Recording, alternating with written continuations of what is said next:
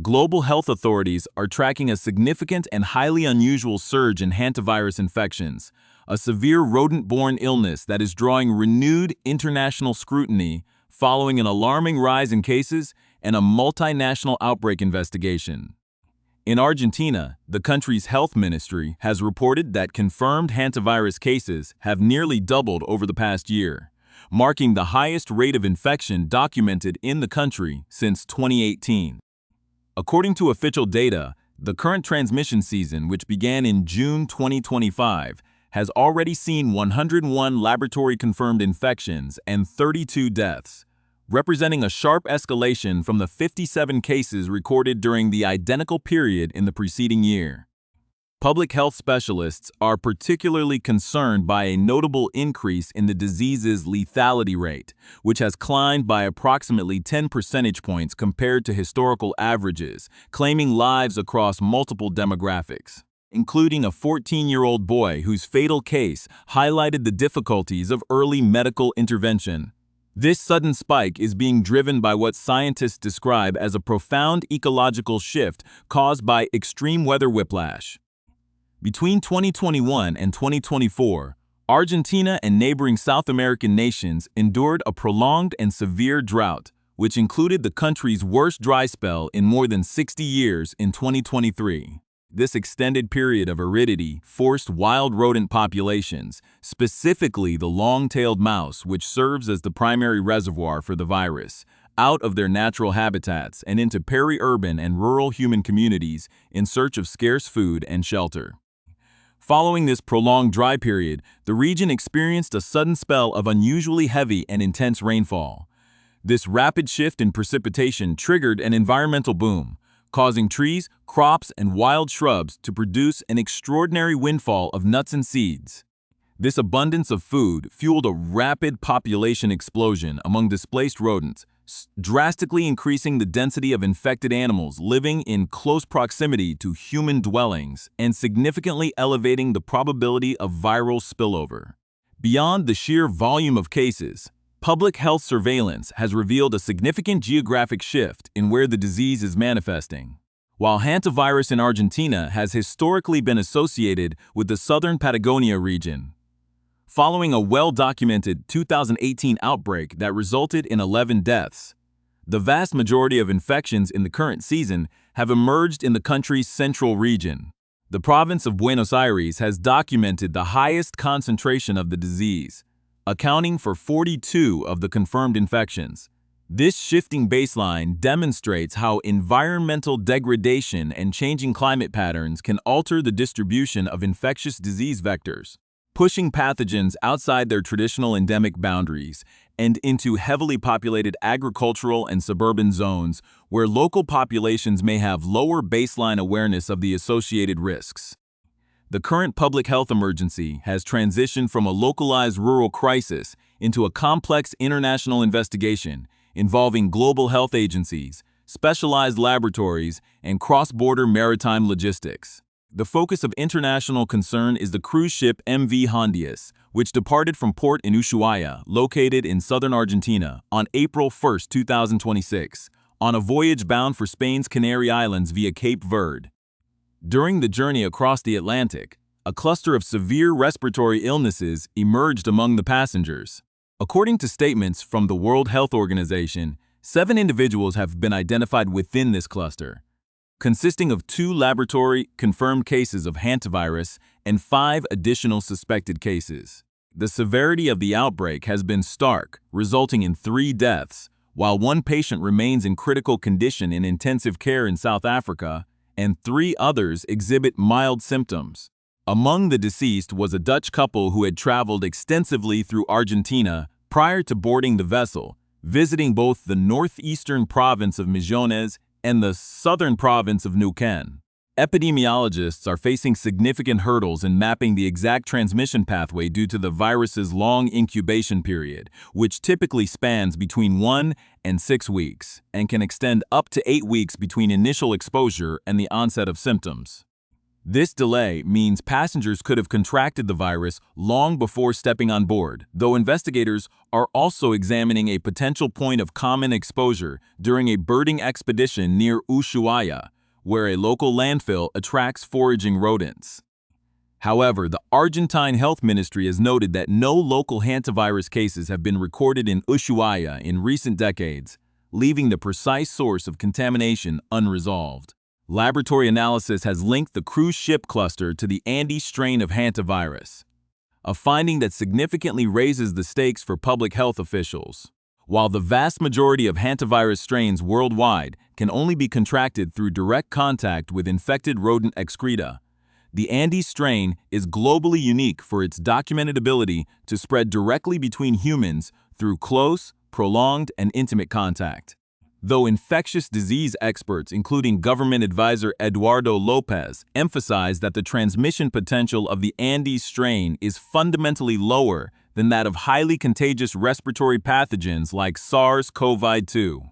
The theoretical risk of person-to-person spread has triggered rigorous contact tracing efforts as the ship approaches its destination at Tenerife's industrial port of Granadilla.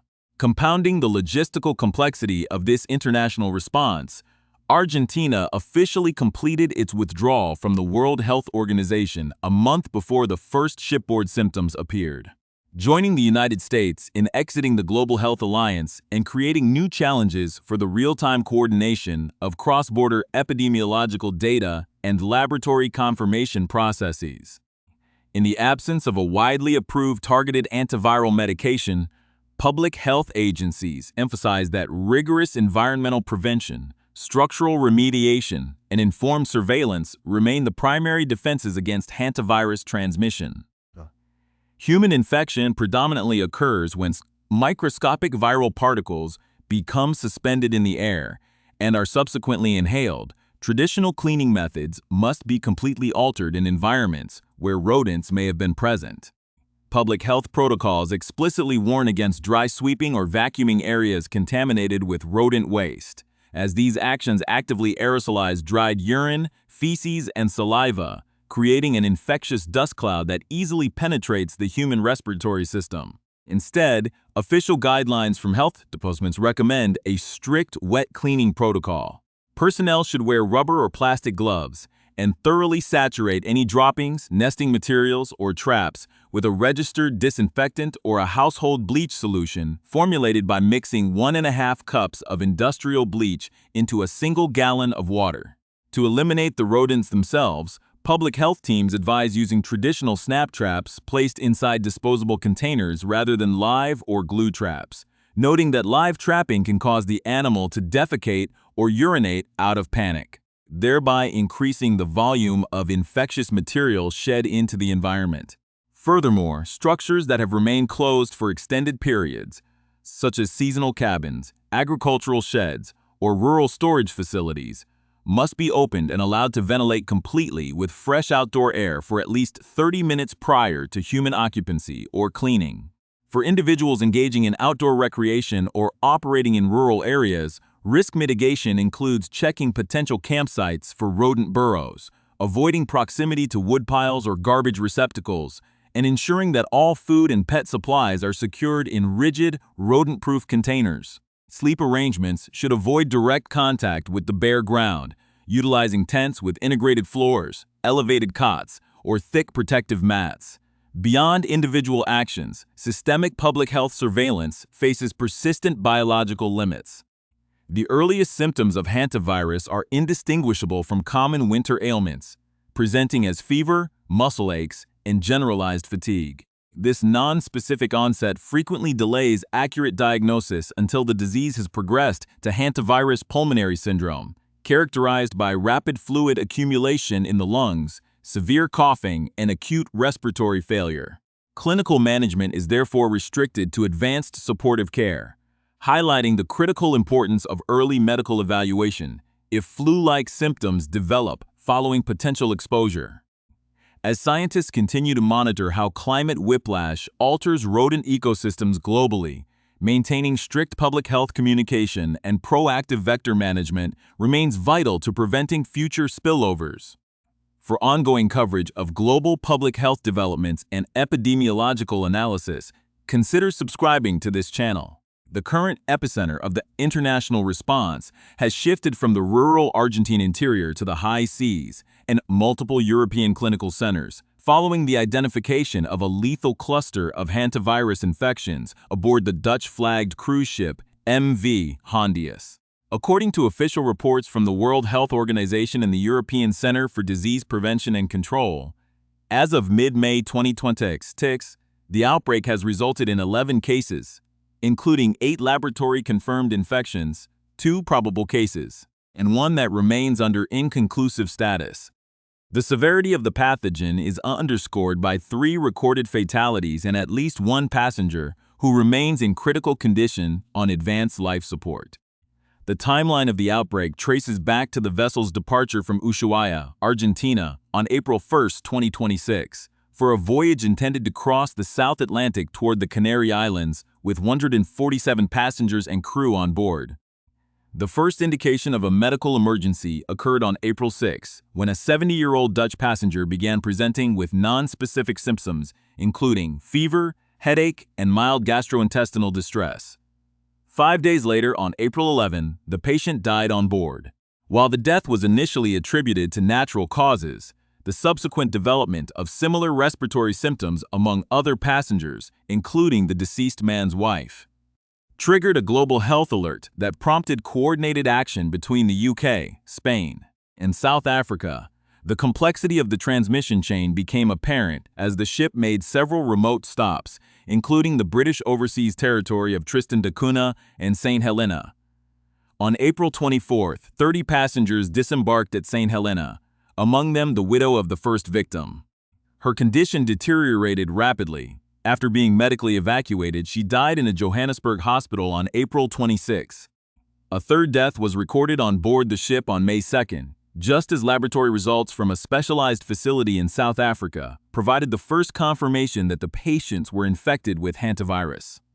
Laboratory analysis quickly identified the specific pathogen as the Andes virus, or ANDV. This finding significantly escalated the level of concern for global health officials, as the Andes strain is the only known hantavirus documented to be capable of direct human-to-human transmission. Genetic sequencing and metagenomic studies, as noted in recent CDC health advisory notices, suggest the outbreak may have originated from a single animal-to-human spillover event, followed by subsequent spread among individuals in the close quarters of the ship. This theory is currently being tested by investigators from the Argentine Ministry of Health, who have dispatched a scientific team to reconstruct the movements of the index cases.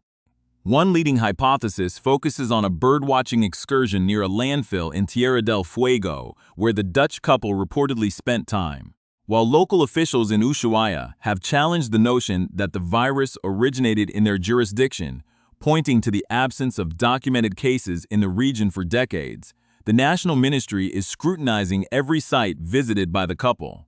Given that the long-tailed mouse reservoir can occupy varied environments, the medical toll of the outbreak continues to manifest in specialized biocontainment units across the globe. In Paris, a French passenger is currently battling the most severe form of the disease documented in this cluster. Physicians have placed her on an extracorporeal membrane oxygenation, or ECMO, machine after the virus caused her own lungs and heart to fail in the United States.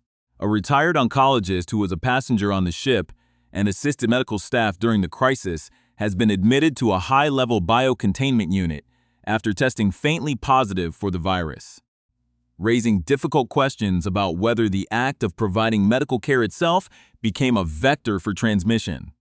The international logistical response culminated in the ship's arrival at the industrial port of Granadilla in Tenerife on May 10, where a carefully choreographed evacuation took place. Nearly 100 passengers and crew were removed by personnel wearing full-body protective equipment and respirators before being repatriated to 6 European nations and Canada. Under guidance from WHO Director General Tedros Adhanom Ghebreyesus, all individuals associated with the voyage are now subject to a rigorous 42-day quarantine, reflecting the maximum possible incubation period for the virus. while the ship itself has set course for Rotterdam for a comprehensive deep cleaning and disinfection process. The World Health Organization and the CDC have classified the event as a Level 3 emergency response, indicating a significant and sustained effort to trace every contact who may have been exposed on flights or in airports before the full scale of the epidemic was recognized.